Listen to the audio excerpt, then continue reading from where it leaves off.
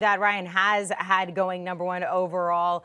Michigan's Aiden Hutchinson. Brady, this is a guy that you were able to talk to at the Super Bowl. Right now, he has him going #2 to the Lions. So tell us what you think about this, Brady. You're not going to find better tape from an edge rusher this past season. Aiden Hutchinson had a career year, if you will, and it puts him in a spot to be drafted in top 3, top 5 at least. But the question I just asked and talked about, really, as far as upside, that's the only thing and only flaw you could see in Aiden Hutchinson is he's got the typical size you're looking for, the technique, the motor, everything, even the production, obviously, versus some of the better talent, too, even though he struggled versus Georgia. The question is, what's his upside? Is he tapped out? Is he coming into the league as an already finished product, or can he continue to grow and adapt to the NFL game? That's really the only question about this young man. He's got the gear. He's got the mentality. He's a smart player.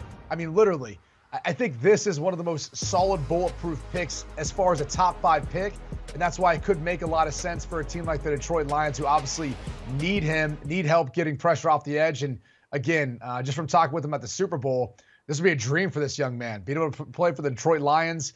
He's from Michigan. He's from that Michigan area. Obviously, went to the University of Michigan, so it'd be a home run for the Lions. I got to see not get a first-round pick, but they did get a Super Bowl ring, which is exactly what they wanted. So the pick goes to the Lions via the Rams there, and Ryan has them taking Malik Willis, quarterback out of Liberty. All of you get to weigh in on this one. Brady, we'll start with you. Yeah, look, I think if you're looking at the quarterback with the most upside in this draft class, it's probably Malik Willis. You see the strong arm. You see the athleticism. You see all of that in the tape. The only thing that concerns me is he's inconsistent with his accuracy. There's times you see him miss some throws that he shouldn't be missing, especially at the NFL level. You can't afford to do that. There's not so much of a timing element, too, within his offense, so you lack some of those throws that you want to see at the next level, so there will be somewhat of a transition. I think this particular spot can make a lot of sense because you've got Jared Goff to at least be the quarterback for the upcoming season and allow Malik Willis time to develop, time to get his feet underneath him in an NFL system, running an NFL offense. It makes a lot of sense in that point. So you've got Aiden Hutchinson to start this draft and then this mock from Ryan. Then you get the quarterback of the future.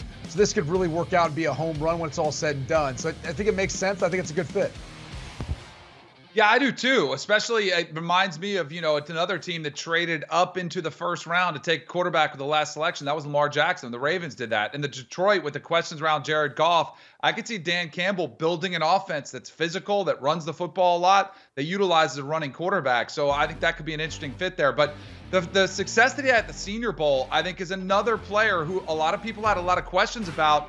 Not only surprised people with his speed and his ability to run the football, but under some bad conditions when a lot of quarterbacks were struggling to throw the ball, he was still spinning it. I know a lot of scouts looked at that and said, oh, okay, this is going to be more like what you're going to face in the NFL when it gets in November where he needs to step up and make throws. So I think he's a player that there is a lot of uncertainty about, but the upside clearly is there, given the right system. And you mentioned accuracy. I think it's kind of a comp to Josh Allen. Now, he's not anywhere near the cannon or the physical specimen that Josh Allen was, but he is a player who struggled with accuracy, much like Josh Allen, because Josh Allen was trying to do everything when he was back at Wyoming, much like Malik Willis, who's tried to do everything, and at times it's gotten him in a little bit of trouble. But maybe you put him in a good system with some good talent around him, he could be that type of player. That's a great point, Danny. And Pete Prisco used to always say that Josh Allen was playing with bouncers and bartenders at Wyoming, and that's why he had to do everything.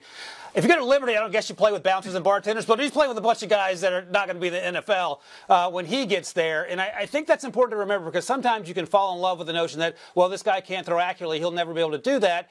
Well, you get the right coaches around you and the right players around you and upgrade those positions, you certainly have a chance to be much better. And I think that's the case with Malik Willis. As we sit here, he's probably a mid-second round pick for me, but that doesn't mean he shouldn't go in the first round, especially with the fifth-year option. And also, we just saw the Rams win a Super Bowl. They're not going to pick again in the first round until the year 3000. So you can sometimes overvalue these first-round picks. And if Dan Campbell, as Brady mentioned, likes the idea of Malik Willis and that offense a year from now after Jared Goff's contract's up, then by all means, go out and get him and see how this thing happens because you're not going to win in the NFL without a quarterback. The Bills took a gamble on Josh Allen and almost found their way to the Super Bowl the last few years, and certainly the Lions are looking to improve, and you have to do that by starting at the quarterback position. All of you guys just got back from the Super Bowl, so we appreciate you hopping on early in the week here to go through Ryan Wilson's latest mock draft. Danny Kanell, Brady Quinn, Ryan Wilson. By the way, check out Ryan Wilson's latest mock on CBS Sports.com. I'm Amanda Guerra. More HQ after this. Do you want a sports network that delivers everything that matters about the game? The highlights, the picks, the instant analysis, no yelling, no fake debates, no politics. Hit the subscribe button and never miss a moment.